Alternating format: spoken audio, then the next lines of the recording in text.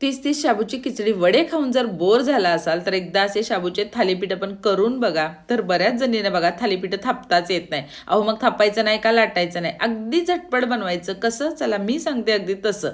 तर काय करायचं बघा, साबुदाणा पहिल्यांदा 2 ते 3 तास चांगला असा मऊसूद भिजवून घ्यायचा आहे.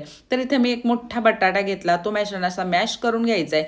त्याच्यात बारीक चिरलेली एक मिरची घालायची, लाल मिरची पावडर घालायची 1 चमचा. ही फक्त बघा मिरचीची बुक्की आहे, ही चटणी नाही तर म्हणाला उपवासाला चटणी नाही चालत, तर ते मला माहिती आहे. चवीपुरतं मीठ घालायचं आहे, 2 चमचे बघा शेंगदाण्याचं कूट पण घालायचं.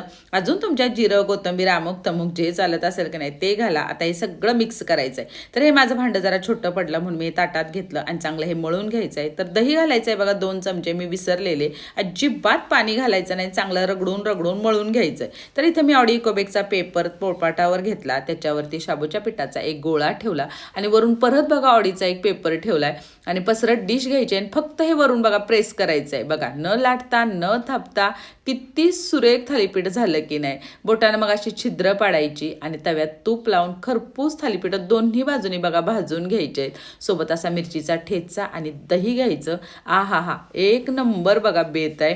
चवीला पण खूप भारी लागतं. एकदा नक्की करून बघा आणि जाता जाता की नाही तेवढं सबस्क्राईब करा.